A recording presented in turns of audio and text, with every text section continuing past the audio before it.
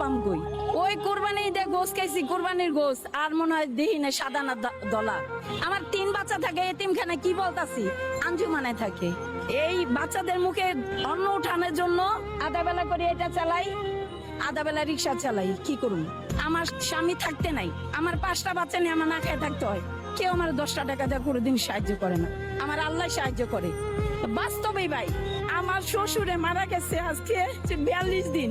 আমার শ্বশুরে আমাদের মা ছাড়া কোনোদিন কথা বলে নাই। আজকে আমার স্বামী থাকতে আমি রাস্তায় বইয়া কাজ করি, এটাই আমার দুর্ভাগ্য, আর কোনো কিছু না। আপনার স্বামী কি করে? এসি গাড়ি চালায়। একটা এসি গাড়ি চালায়, সে তো ভালো টাকা ইনকাম করে। অবশ্যই করে। এই টাকাগুলো কি করে? জায়গায় জায়গায় বিয়া, একটা পুরুষের 10টা বিয়া করতে পারে, এটা বলে হাদিসে লেখা আছে।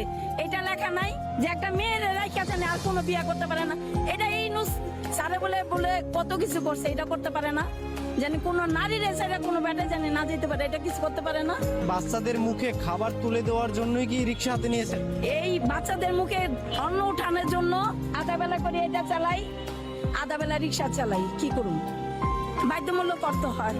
আপনি যখন রিক্সা চালান, আপনার তো পিছনে ছেলে মেয়ে অনেকেই উঠে, হ্যাঁ, অনেকে তো অনেক বাজে কমেন্ট করে, তখন আপনার ভিতরে কেমন? না, কেউ আমার কখনো বাজে কমন করে নেই। আমার কেউ সেলটও দেয় যে আপা আপনি যে কর্মকে দেখান, আপনি আমি সেলট দিই। কেন দেয় জানেন?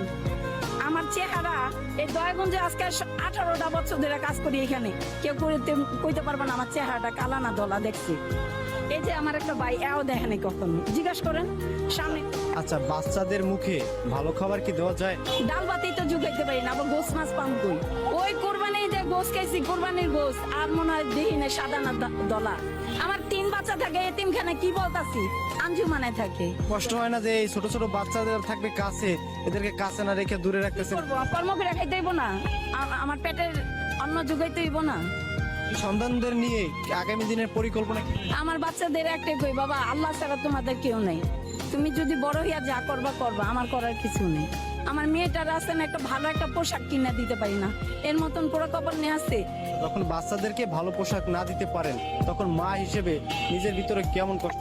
অনেক কষ্ট যে আমি একটা নারী, ওইটা তো আমার একটা সন্তান, আমার মেয়ে, আমার কলিজার টুকরা, তার আমি দিতে পারি না। তার মতন আমার দুঃখ আর এই পৃথিবীতে আছে।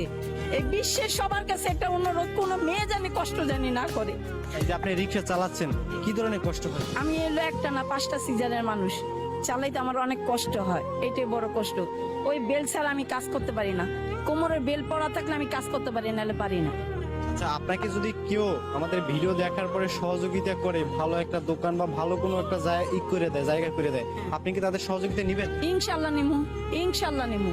কি লেগে? আমার বাচ্চাদের জন্য, আমার জন্য না। আমি কোনো লুবি না, আমার বাচ্চাদের মানুষ করার জন্য, আর কিছু লেগে না।